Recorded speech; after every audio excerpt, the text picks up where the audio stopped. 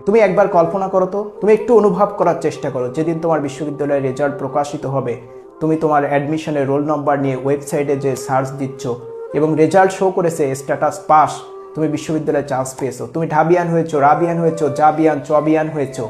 সেই মুহূর্তের অনুভূতিটা তুমি একবার কল্পনা করো। যখন তুমি তোমার বাবা মায়ের কাছে ফোন করে জানাবে যে বাবা আমি বিশ্ববিদ্যালয়ে চান্স পেয়েছি, সেই মুহূর্তের ফিলিংসটা তুমি একবার কল্পনা করার চেষ্টা করো। কিছুদিন পরে তোমার ঈদের ছুটি আসছে।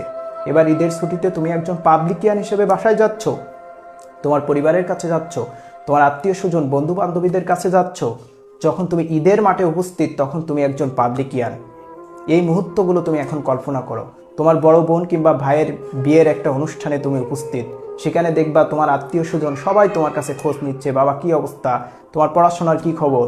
এবং যারা তোমার বিশ্ববিদ্যালয়ে চান্স পাওয়ার খবর জানে না, তারা হয়তো তোমার কাছে পড়াশোনার খবর জানতে চাইবে। তখন তুমি এক বুক গর্ব নিয়ে বলতে পারবে যে আঙ্কেল আমি একটা পাবলিক বিশ্ববিদ্যালয়ে চান্স পেয়েছি, আমি পাবলিকিয়ান, আমি বিশ্ববিদ্যালয়ের স্টুডেন্ট, আমি বিশ্ববিদ্যালয়ে চান্স পেয়েছি।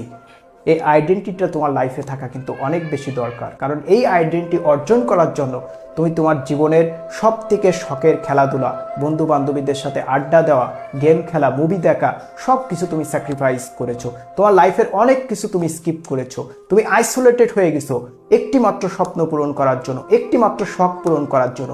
সেই শখটা হলো পাবলিকিয়ান হওয়া। তুমি এখন একজন পাবলিকিয়ান হয়েছো। সো এই অনুভূতিটা তুমি এখন থেকে কল্পনা করার চেষ্টা করো। এই অনুভূতিগুলো তোমার জীবনের সবথেকে বড় মোটিভেশন, সর্বক্ষণ তোমাকে মোটিভেট করবে। এই অনুভূতিগুলো যদি তুমি এখন থেকে নিজের ভিতরে ধারণ করতে পারো, লালন করতে পারো,